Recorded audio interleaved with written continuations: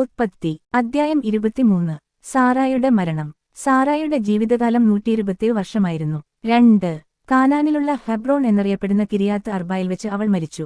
Abraham സാറായെപ്പറ്റി വിലപിച്ചു. 3 മരിച്ചവളുടെ അടുക്കൽ നിന്നെഴുന്നേറ്റുചെന്ന് അവൻ അങ്ങു ഹിത്യരോട് പറഞ്ഞു. 4 ഞാൻ നിങ്ങളുടെ ഇടയിൽ വന്നു പാർക്കുന്ന ഒരു വിദേശിയാണ്. മരിച്ചവളെ സംസ്കരിക്കാൻ എനിക്കൊരു ശ്മശാനസ്ഥലം തരുക.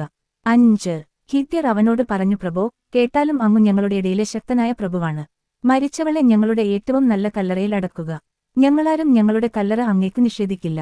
മരിച്ചവളെ അടക്കാൻ തടസ്സം നിൽക്കുകയുമില്ല. 7 അബ്രാഹം എഴുന്നേറ്റ് നാട്ടുകാരായ ഹിത്യരെ വണങ്ങി. 8 അവൻ അവരോട് പറഞ്ഞു. ഞാൻ മരിച്ചവളെ ഇവിടെ സംസ്കരിക്കുന്നത് നിങ്ങൾക്ക് സമ്മതമാണെങ്കിൽ സോഹാറിനേറ പുത്രനായ എഫ്രോണിനോട് എനിക്കുവേണ്ടി മാധ്യസ്ഥ്യം പറയുക. 9 അവൻ മപ്പലായിൽ തന്റെ വയലിന്റെ അതിർത്തിയിലുള്ള ഗുഹ അതിന്റെ മുഴുവൻ വിലയ്ക്ക് എനിക്ക് തരട്ടെ. ശ്മശാനമായി ഉപയോഗിക്കാൻ അതിൻ കൈവശാവകാശം നിങ്ങളുടെ മുമ്പിൽ വച്ച് അവൻ എനിക്ക് നൽകട്ടെ. 10 എഫ്രോൺ ഹിത്യരുടെ ഇടയിൽ ഇരിയപ്പുണ്ടായിരുന്നു.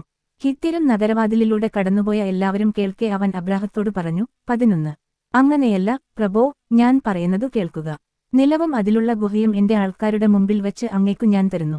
അങ്ങയുടെ മരിച്ചവളെ അടക്കിക്കൊള്ളുക. 12 അബ്രാഹം നാട്ടുകാരെ കുമ്പിട്ടു വണങ്ങി. 13 നാട്ടുകാർ കേൾക്കെ അവൻ എഫ്രോണിനോട് പറഞ്ഞു. നിങ്ങൾ എനിക്ക് അത് തരുമെങ്കിൽ ദയചെയ്ത് ഞാൻ പറയുന്നതു കേൾക്കുക. നിലത്തിന്റെ വില ഞാൻ തരാം, അത് സ്വീകരിക്കണം. മരിച്ചവളെ ഞാൻ അതിൽ അടക്കിക്കൊള്ളാം. 14 എഫ്രോൺ അബ്രാഹത്തോട് പറഞ്ഞു. 15 പ്രഭോ, എന്റെ സ്ഥലത്തിന് 400 ഷക്കൽ വെള്ളിയെ വിലയുള്ളൂ. നാം തമ്മിലാവുമ്പോൾ അത് വലിയൊരു കാര്യമാണോ?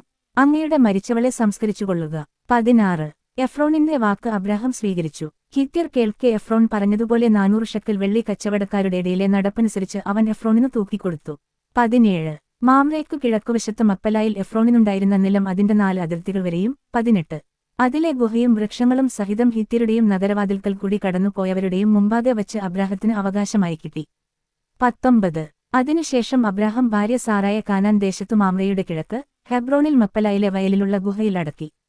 20 ആ നിലവും അതിലെ ഗുഹയും അബ്രാഹത്തിനു ഹിത്യരിൽ നിന്നു ശ്മശാനഭൂമിയായി കൈവശം കിട്ടി.